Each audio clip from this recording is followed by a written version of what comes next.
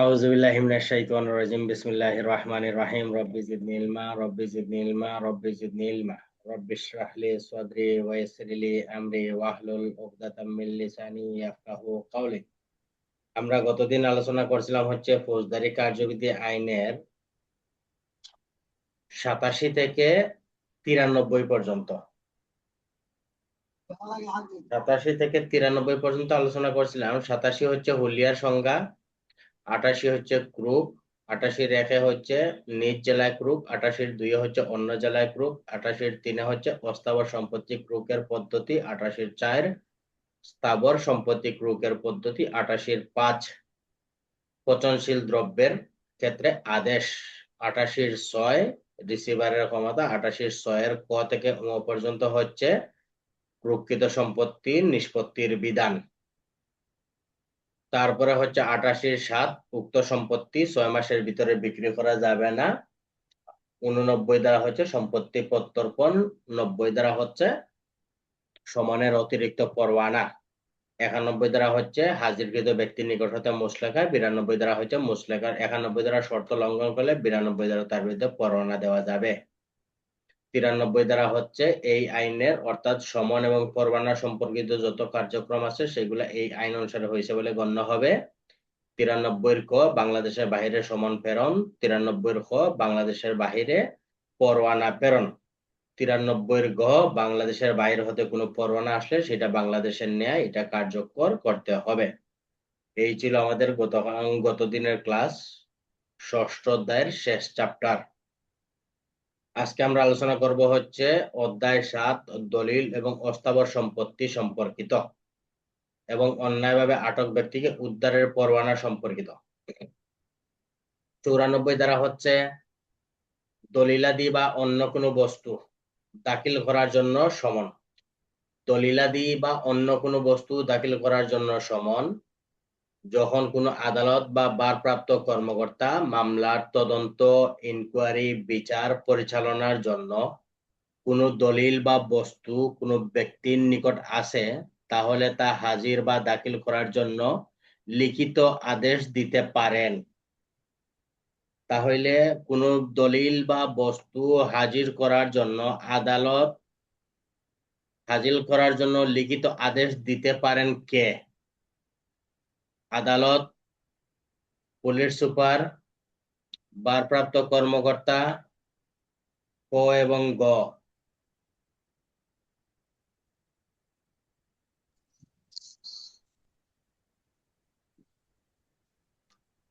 কে দিতে পারেন আদালতে আদেশ হাজির করার জন্য?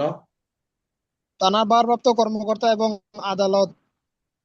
আদালত আদেশ দিতে পারেন। কোনো দলিল বা বস্তু আদালতে হাজির করার জন্য, প্রশ্নটা শুনবেন, কোন দলিল বা বস্তু আদালতে হাজির করার জন্য আদালত বা ভারপ্রাপ্ত কর্মকর্তা কখন লিখিত আদেশ দিবেন? কখন? তদন্ত চলাকালে, ইনকোয়ারি চলাকালে, বিচার চলাকালীন সময়ে। তদন্ত চলাকালে যদি মনে হয় যে গুরুত্বপূর্ণ দলিলাদি আছে বা কোনো বস্তু আছে দরকার, তখন আর কি আদেশ দিব। তিনটাই দিতে পারবে, তদন্তর সময় দিতে পারবে, ইনকোয়ারির সময় দিতে পারবে, বিচার পরিচালনাকালীন সময়ে দিতে পারবে। 3 সময়ই দিতে পারবে। তারপরে হচ্ছে এই যে সমনটা দিবে, এই সমনটা ব্যাংকার বুক আইনের ক্ষেত্রে প্রযোজ্য হবে না। ব্যাংকার বুক আইনের ক্ষেত্রে প্রযোজ্য হবে না। ব্যাংকার বুক আইন বলতে কি বোঝায়? এটা হচ্ছে সাক্ষ্য আইন 1891 সালের ব্যাংকার বুক। সাক্ষ্য আইনের 18 ধারা অনুযায়ী যদি কোনো ব্যাংকার বা ব্যাংকারের হেফাজতে কোনো দলিল বা বস্তু থাকে, তখন এই দলিল হাজির করার জন্য তাকে যদি সমন দেওয়া হয় তাহলে সেই সমন সে হাজির করতে বাধ্য নয়। কারণ কি? কারণ দেখা গেছে যে যখন একজন ব্যাংকে একজন ব্যক্তির মালামাল জমা থাকে, বস্তু জমা থাকে, এটা হচ্ছে তার একান্তই ব্যক্তিগত সম্পত্তি। এটা হাজির করতে গেলে অবশ্যই ওই ব্যক্তির অনুমতি লাগবে। এটা যখন আমরা সাক্ষ্য আইন পড়বো তখন সাক্ষ্য আইনে এই ধারাগুলো আমরা পাবো। যে মালিকের অনুমতি নিয়ে তখন সেগুলা হাজির করতে হবে। তাহলে ব্যাংকে রক্ষিত কোনো দলিল বা বস্তু হাজির করার জন্য ব্যাংকের ম্যানেজার বাধ্য নয়। তাছাড়া দায়রা জজের অনুমতি নিয়ে অপরাধের তদন্তের সময় কোন কোন অপরাধের তথ্য দিতে পারবে, যেমন দণ্ডবিধি আইনে 403 ধারা হচ্ছে আত্মসাতের ক্ষেত্রে দিতে পারবে, 406 ধারায় অপরাধজনক বিশ্বাস ভঙ্গের ক্ষেত্রে দিতে পারবে, 408 ধারা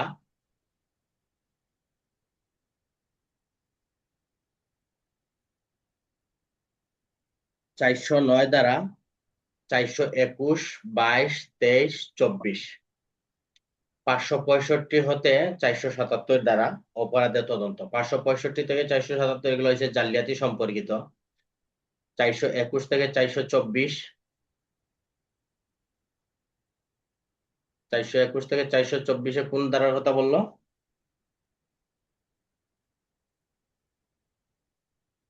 প্রতারণামূলক, অনিষ্ট। অনিষ্ট না। 425 থেকে অনিষ্ট। 421 থেকে হচ্ছে মিথ্যাভাবে দলিল প্রণয়ন করা বা অন্যের সম্পত্তি না দেওয়া। 421 থেকে 424। আর 408-9 এই ধারার অপরাধের ক্ষেত্রে দায়রা জজের পূর্ব অনুমতি নিয়ে সেটা কি করতে পারবে, তদন্তের জন্য দেওয়া যাবে। ওই 8-9 হচ্ছে যে কেরানি কর্তৃক বিশ্বাসভঙ্গ, এগুলা হ্যাঁ, চাকর কেরানি। চাকর কেরানির নিকট হইতে বিশ্বাসভঙ্গ, সরকারি কর্মচারী কর্তৃক বিশ্বাসভঙ্গ। তারপরে ওই যে হচ্ছে ব্যাংকার ব্যবসায়ী। হ্যাঁ, তারপর হচ্ছে হাইকোর্ট বিভাগের অনুমতি নিয়ে দলিল বস্তু হাজির করার জন্য হইলে সাক্ষ্য আইনের 123 এবং 124 দ্বারা ডাক, টেলিগ্রাম হেফাজতে রক্ষিত পত্রের ক্ষেত্রে প্রযোজ্য হবে না। 123, 124। 123 দ্বারা হচ্ছে রাষ্ট্রীয় অপ্রকাশিত দলিল। সাক্ষ্য আইনের 123 দ্বারা হচ্ছে রাষ্ট্রীয় অপ্রকাশিত দলিল আদালতে হাজির করতে বাধ্য নয়।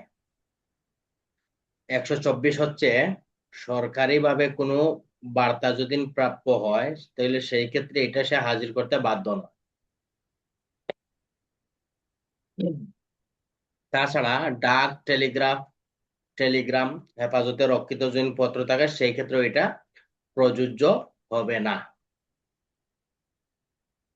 এখন আমরা 94 দ্বারা কি পাইলাম? 94 দ্বারা হলো আদালত এবং ভারপ্রাপ্ত কর্মকর্তা মামলা, তদন্ত, ইনকোয়ারি, বিচার চলাকালীন সময়ে হাজির করার জন্য আদেশ দিতে পারবেন, তবে ব্যাংকের রক্ষিত কোনো দলিল হাজির করতে বাধ্য নয়। তাছাড়া দায়রা জজের লিখিত অনুমতি নিয়ে দণ্ডবিধি 403, 406, 408, 409, 421 থেকে 24, 465 হতে 477 দ্বারা পর্যন্ত অপরাধের তদন্তের জন্য দেওয়া যাবে। আর যদি কোনো দলিল বস্তু হাজির করতে বলা হয় তাহলে সে নিজে যদি হাজির না হয় অন্য কোনো ব্যক্তির মাধ্যমে সেটা হাজির করে তাহলে সেটা হাজির করছে বলে গণ্য হবে। 3 হচ্ছে সাক্ষ্য আইনের 123, 24 দ্বারা এবং ডাক এবং টেলিযোগাযোগের ক্ষেত্রে সেটা প্রযোজ্য হবে না। ফৌজদারি কার্যবিধি আইনের 94 দ্বারা। তারপর হচ্ছে ফৌজদারি কার্যবিধি আইনের 95 দ্বারা চিঠিপত্র এবং টেলিগ্রাম সম্পর্কিত। চিঠিপত্র এবং টেলিগ্রাম সম্পর্কিত জেলা ম্যাজিস্ট্রেট, মুখ্য বিচারিক ম্যাজিস্ট্রেট, মহানগর ম্যাজিস্ট্রেট, হাইকোর্ট বা দায়রা আদালত তদন্ত বিচারের ক্ষেত্রে যদি কোনো সংশ্লিষ্ট কোনো দলিল, বস্তু, পার্সেল ডাক বা টেলিগ্রাম কর্তৃপক্ষের নিকট থাকে তাহলে সেটা অর্পণ করার জন্য নির্দেশ দিতে পারেন। ডাক এবং টেলিগ্রাম কর্তৃপক্ষের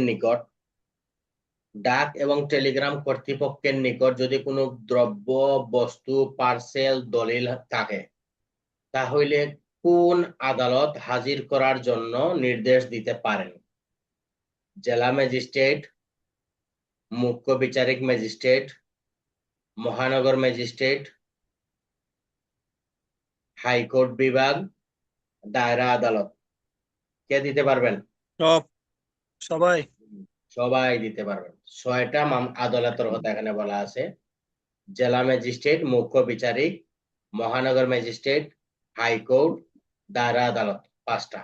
5টা আদালতের কথা বলা আছে। এই 5 আদালত যদি মামলা তদন্ত এবং বিচারের ক্ষেত্রে কার নিকট? ডাক এবং টেলিগ্রাম কর্তৃপক্ষের নিকট যদি কোনো দলিল, বস্তু, পার্সেল থাকে তাহলে সেটা আদালতে হাজির করার জন্য নির্দেশ দিতে পারবেন। কোন নির্বাহী ম্যাজিস্ট্রেট, বিচারিক ম্যাজিস্ট্রেট বা পুলিশ সুপার বা পুলিশ কমিশনার, মুখ্য বিচারিক ম্যাজিস্ট্রেট, জেলা ম্যাজিস্ট্রেট, চিফ মেট্রোপলিটন ম্যাজিস্ট্রেটের নির্দেশ সাপেক্ষে ডাক বিভাগের লোক দ্বারাও তল্লাশি করাইতে পারবেন। এটার একটা এমসিকিউ আসে যে ডাক বিভাগে রক্ষিত মালামালে তল্লাশি করবেন কে? ডাক বিভাগে রক্ষিত মালামাল, দলিল, পার্সেল আটকের জন্য তল্লাশি করতে পারবেন কে? পুলিশ, ম্যাজিস্ট্রেট, ডাক বিভাগের লোক? কেউই নয়। তাহলে কে হবে?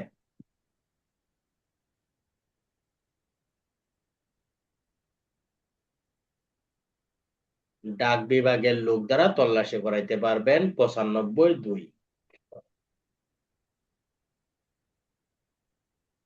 তারপরে হচ্ছে 96 ধারা, তল্লাশি পরোয়ানা। তল্লাশি পরোয়ানা যেই ব্যক্তির উপর ফৌজদারি কার্যবিধি আইনের 94 এবং 95 ধারায় সমনের আদেশ দেওয়া হয়েছে এবং সে দলিল হাজির করে নাই, অথবা দলিল, বস্তু কারো দখলে আছে, আদালতের জানা নাই, অর্থাৎ যে দলিল বা বস্তুটা উদ্ধার করা দরকার এটা কার দখলে আছে সেটা আদালতের জানা নাই, তখন আদালত কি করতে পারবেন? তল্লাশি পরোয়ানা জারি করতে পারবেন। ফৌজদারি কার্যবিধি আইনের 96 ধারা, পিআরবি 280 বিধি। এখন যদি আপনাদের প্রশ্ন দেয় যে তল্লাশি পরোয়ানার সংজ্ঞা লিখুন, তাহলে উত্তর কি দিবেন?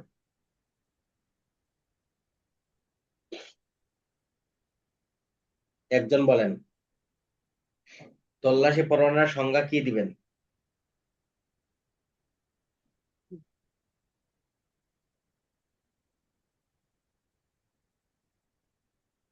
সন্দিগ্ধ বস্তু, চোরাই মাল, জাল, দলিল, অশ্লীল বই ও বেআইনিভাবে কোনো ব্যক্তিকে আটক করে রাখা হয়েছে এরূপ সংবাদ আদালত জানতে পারলে তা উদ্ধারের নিমিত্তে বিচারক কর্তৃক স্বাক্ষরিত সিলমোহর অঙ্কিত আদেশনামা ইস্যু করা হয় তাকে তল্লাশি পরোয়ানা বলে। তারা কোনটা কোনটা দিবেন? 96, 98, 99 100। মনে করেন যে আপনি হচ্ছেন পরীক্ষার এক্সামিনার রেদওয়ানুল করিম, আপনি হচ্ছেন পরীক্ষার এক্সামিনার, আমি পরীক্ষার্থী হিসেবে আমি এই যে আপনি যে ধারাগুলা দিলেন আমিও সেম ধারা দিলাম, 96, 98, 99 ক 100 ধারা, পিআরবি 280 বিধি। আপনি আমার মার্ক কত দিবেন? 5-এর মধ্যে মার্ক কত দিবেন?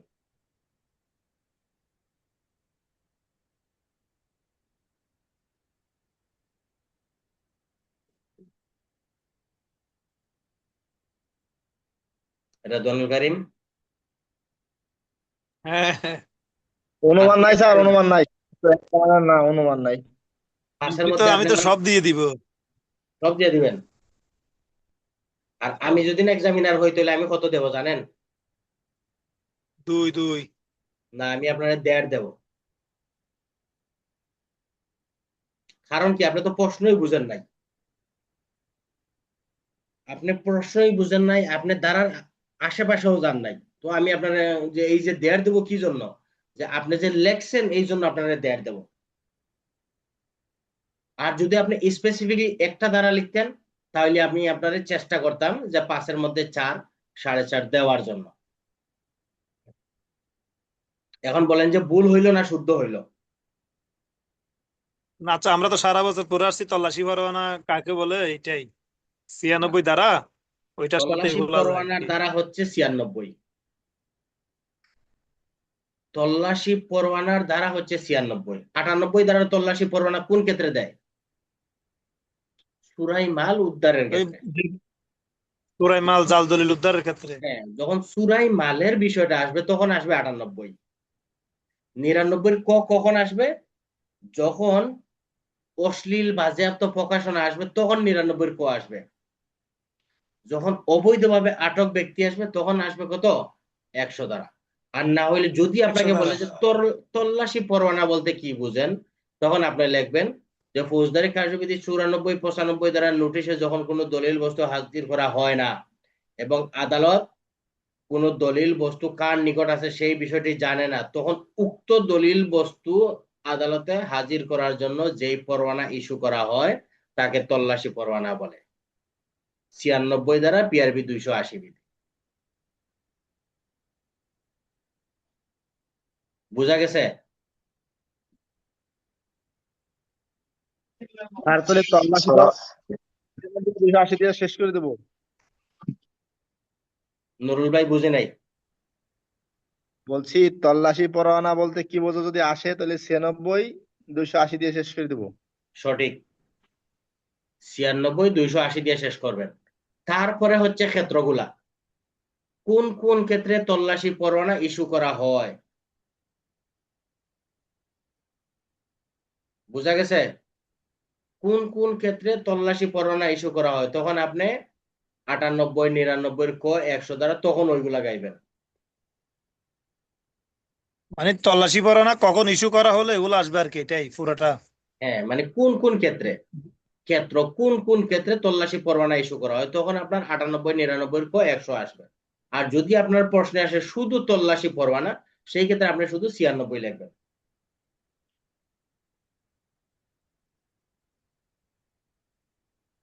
হয়তোবা না, অনেক আমরা স্যারের তো স্যার এগুলো আমরা তো হয়তোবা স্যার এগুলো ভিতরে অনেক স্যারের গাইডের মধ্যে অনেক রকম পাবেন। তো আমি কারোর মনে করেন যে গাইড বা কারোর লেখা নিয়ে আমি কোনো প্রশ্ন উত্থাপন করব না। আমার কাছে আমি মূল বইয়ের বাইরে আপনাদের কোনো কিছু বলবো না। না, আমরা তো স্যার ওই যে সংজ্ঞার ভিতরে এগুলো লিখে দেই, নিচে লিখে দেই 96 280। আপনি তো যে মূল যে তল্লাশি পরোয়ানার যেটা আছে আপনি তো ওইটাই তো বললেন না। মূল তল্লাশি পরোয়ানাটা কি? এই যে 94 95, হ্যাঁ, যখন তারপরে 94, 98। 95 তে নোটিশ অমান্য করে তখন এনা তল্লাশি পরোয়ানা আসে। অথবা আদালত কি করে জানে না যে মামলার সংশ্লিষ্ট একটা দ্রব্য কার হেফাজতে আছে। এখন যদি আদালত জানতো যে সেন্টু মিয়ার ঘরে মামলার দলিল আছে, তাহলে তো সেন্টু মিয়াকে সমন দিত 94-তে, সে হাজির করতো। এখন যেহেতু সে হাজির করে নাই, তখন সেন্টু মিয়ার ঘর থেকে উদ্ধার করার জন্য 96-তে তল্লাশি পরোয়ানা দিবে।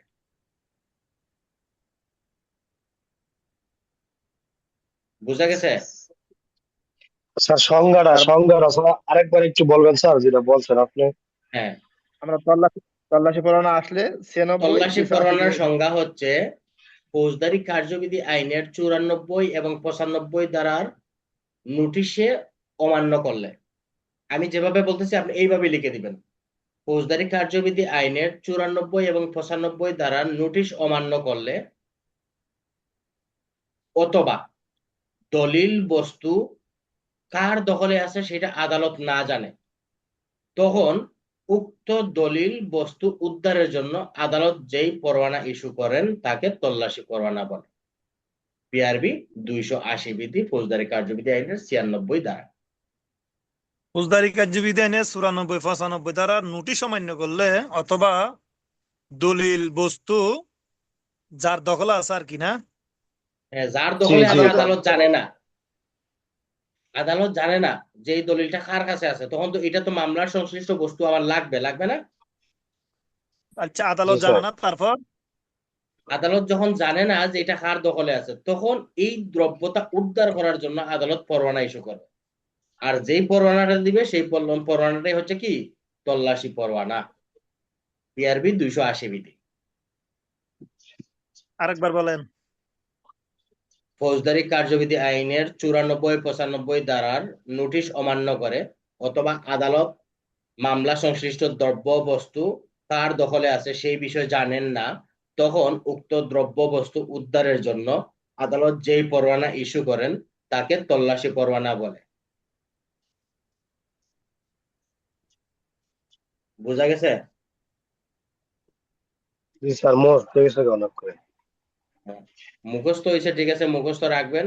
তবে এই যে মনে হয় যে আপনারা যে আমার যে 3বার জিগাইলেন, এটা হচ্ছে কি, আমরা যখন কোনো মামলার তদন্ত সংশ্লিষ্ট বস্তুতে যাই তখন উঠিয়া কয় যে একজন লোকজন মিথ্যা কথা বলে, তখন তারা বারবার একই প্রশ্ন রিপিট করে যে তুমি আবার বলো, আবার বলো।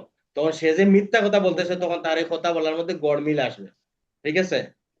তো জি এই যে আপনারা 3জন আমার 3বার বললেন যে আবার বলেন, আবার বলেন, আমি তো 3বার একই শব্দই বললাম, তাহলে আপনারা ছিলেনটা কোথায়? তাহলে এখন আপনারা, আমি একবার বলবো, হ্যাঁ বলেন। ফৌজদারি কার্যবিধি আইনের 94, 95 ধারার নোটিশ অমান্য করলে, না নোটিশ অমান্য করে অথবা দলিল বস্তু যার দখলে আছে আদালত জানানো, তখন এই দলিল বস্তু উদ্ধারের জন্য আদালত যে পরোয়ানা ইস্যু করে তাকে তল্লাশি পরোয়ানা বলে। এটাই তো। এটাই সঠিক, এবং এটাই হচ্ছে সুন্দর হয়েছে, সুন্দর। বাস্তবসম্মত এবং মূল বই কেন্দ্রিক। ঠিক আছে? আপনাদের আমি বারবারই বলি যে আপনারা গাইড বই পড়েন, তবে অবশ্যই সেটা মূল বইয়ের আঙ্গিকে পড়বেন। ঠিক আছে? আর আমি বিভিন্ন স্যারদের, সিনিয়র স্যারদের নিয়ে আমি সমালোচনা করবো না, কারণ ওনারা আমার সিনিয়র সবাই। এই জন্য আমি ওনাদের বা আমার অনেক জুনিয়র ভাইয়েরা, ওনারাও বই লিখছে, গাইড বই লিখছে, অবশ্যই অবশ্যই সেটা মূল বই কেন্দ্রিক হইতে হবে। ঠিক আছে? আমি শুধু হ জ ব র ল দিয়ে লিখে দিলাম তাহলে কিন্তু হবে না, এটা মাথায় রাখবেন।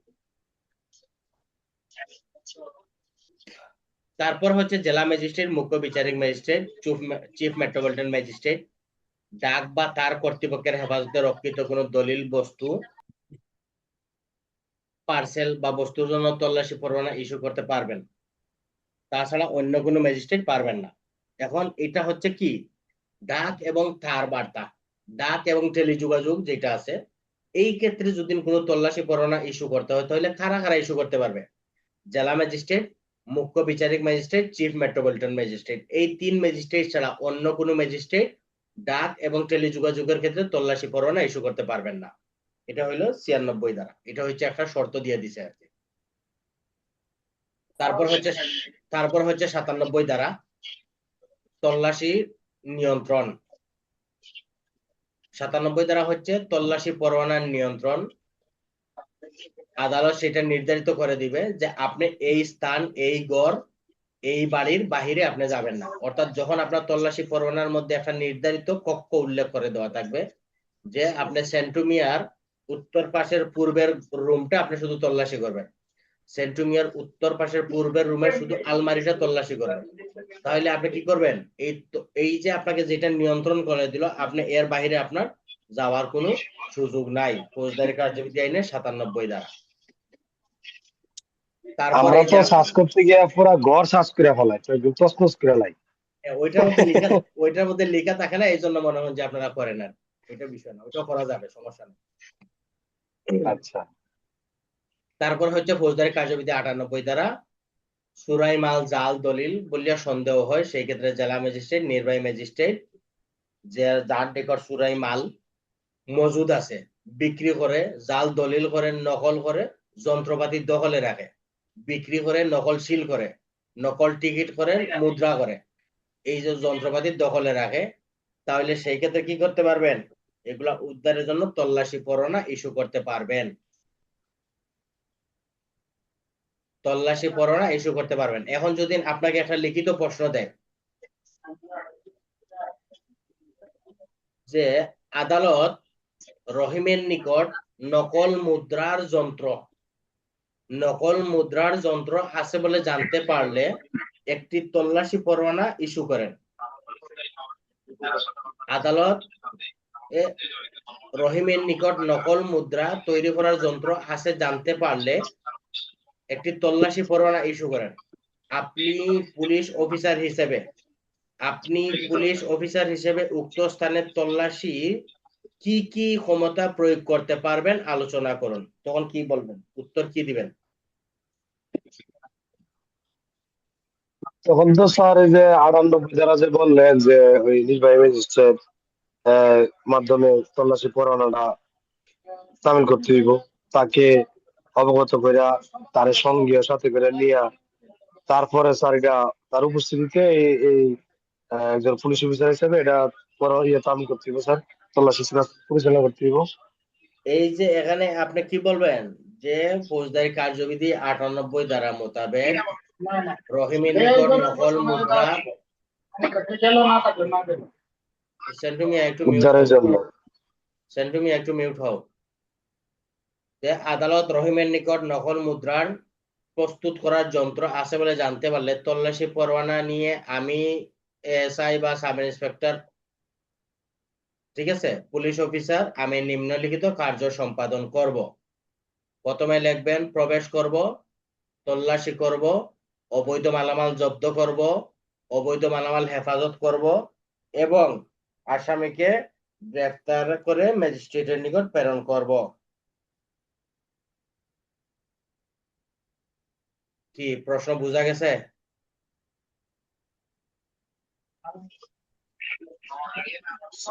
এটা তো স্যার একজন পুলিশ অফিসারের তল্লাশি পরোয়ানার ক্ষেত্রে করণীয় কি, এবং নকল বা জাল মুক্ত জিনিস উদ্ধারের ক্ষেত্রে করণীয় কি বা তল্লাশি পরোয়ানা কি, এটা বললেন। যে প্রথমে যে বললেন স্যার যে তল্লাশি পরোয়ানাটা ম্যাজিস্ট্রেটের মাধ্যমে পরোয়ানা করে ইয়া করতে হইব, প্রেরণ করতে হইব, এটা তো এটার সাথে এটা তো স্যার আইন মিলে আইলো না স্যার। বুঝলাম না, আবার বলেন। প্রথমত যে বললেন যে 98 তল্লাশি পরোয়ানার যে জালকৃত মুদ্রা বা নকলকৃত কোনো সিল মোহর বা কোনো এরকম ঠিক আছে, মুদ্রা উদ্ধারের জন্য আমি যে বলি আমি বলি আপনি তাহলে প্রশ্নটাই বুঝেন নাই। আপনার প্রশ্ন কি বলছে যে আদালত একটা তল্লাশি পরোয়ানা দিছে, রহিমের নিকট মুদ্রা তৈরি করার নকল যন্ত্রপাতি আছে। এখন আপনি পুলিশ অফিসার হিসেবে আপনার করণীয় কি বা আপনি কি দায়িত্ব পালন করবেন? আদালত কিন্তু তল্লাশি পরোয়ানা ইস্যু করছে, কথা বুঝবেন। তখন আপনি পুলিশ অফিসার হিসেবে আপনি কি কার্যক্রম গ্রহণ করবেন? প্রশ্ন তো সেটাই ছিল নাকি? জি স্যার, বুঝতে পারছি, মানে আদালত তো এখানে সরাসরি পুলিশ অফিসারকে ইন্ডিকেট করে দিয়ে দিছে। হ্যাঁ, ইন্ডিকেট করে দিয়ে দিছে আপনি এই তল্লাশি পরোয়ানা নিয়ে উক্ত স্থানে রহিমের ঘরে প্রবেশ করবেন, তল্লাশি করবেন, এই যে নকল মুদ্রা এই মালামাল জব্দ করবেন, তারপরে হচ্ছে হেফাজতে নিবেন, এই যে মালামাল যে যন্ত্রপাতিগুলো আছে নকল মুদ্রা আছে এগুলো হেফাজতে নিবেন এবং আসামি রহিমরে গ্রেফতার করিয়া ম্যাজিস্ট্রেটের নিকট প্রেরণ করবেন। তাহলে তাহলে এই কি কাহিনী স্যার শুধু 98 ধারাটি আসবে? ঠিক, শুধুই 98 দ্বারা আসবে, আর কোনো কিছু নাই। আহ, এখন যদি না আপনি যদি প্রশ্নটা মনে করেন, জি। এখন যদি না আপনি মনে করেন যে আমি তল্লাশি পরোয়ানা নেওয়ার সময় জেনারেল ডায়েরিতে নোট দেব, তার ঊর্ধ্বতন কর্তৃপক্ষের অবগত করব, এটা আপনার পুলিশ ডিপার্টমেন্টের প্রসিডিউর হিসেবে আপনি করতে পারেন, জানাইতে পারেন, কোনো সমস্যা নাই। তবে আপনার মূল প্রশ্নটা হচ্ছে কি 98 এর এই প্রশ্নটা, বুঝতে পারছি স্যার। ঠিক আর আছে যদি আপনার। স্যার আর যদি স্যার এখানে পুলিশ অফিসারের এই যে কথাটা উল্লেখ না করে দেয় সরাসরি, তখন আমরা কিভাবে ধরে নিব এটা যে কোনো ব্যক্তি যে যে রহিমের বাড়িতে? অর্থাৎ হ্যাঁ, যার নামেই 98 তল্লাশি পরোয়ানা ইস্যু করবে সে কোনো ব্যক্তিও হইতে পারে, কোনো সরকারি কর্মচারীও হইতে পারে বা পুলিশ অফিসারও হইতে পারে। মানে মানে আদালত কর্তৃক ক্ষমতার প্রাপ্ত যে কোনো ব্যক্তি। যে কোনো ব্যক্তি যেই ক্ষমতাপ্রাপ্ত হবে সেই এই কার্যগুলো পরিচালনা করবে।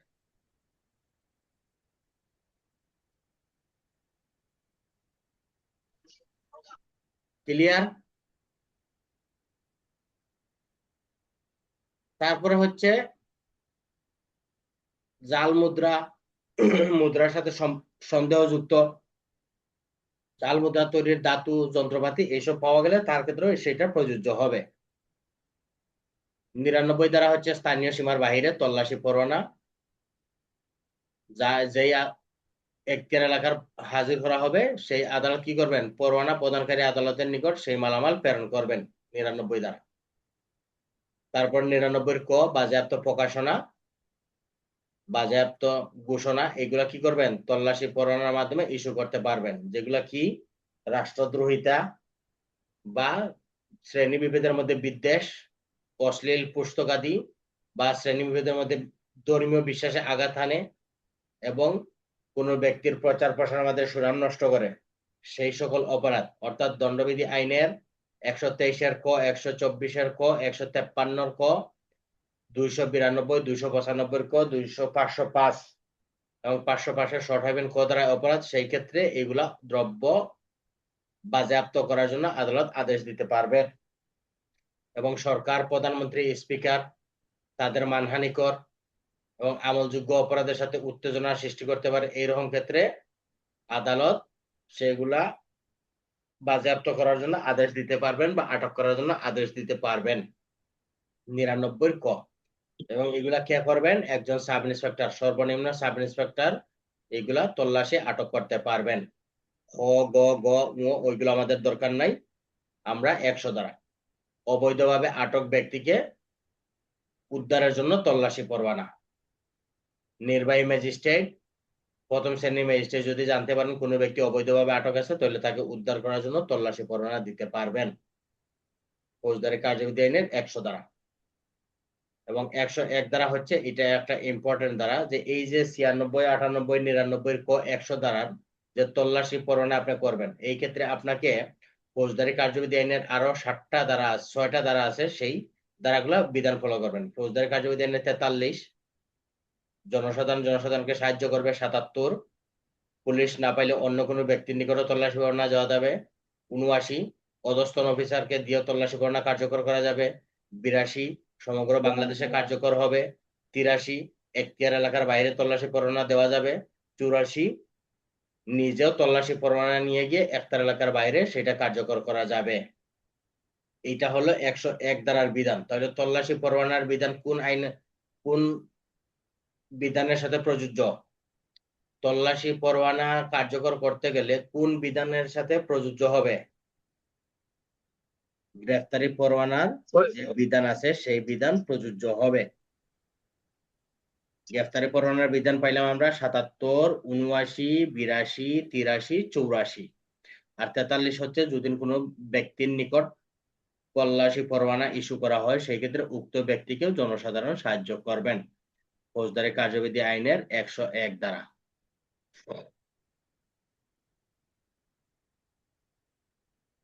তাহলে আজকের মতো এখানেই থাক, আমাদের ক্লাসের সময়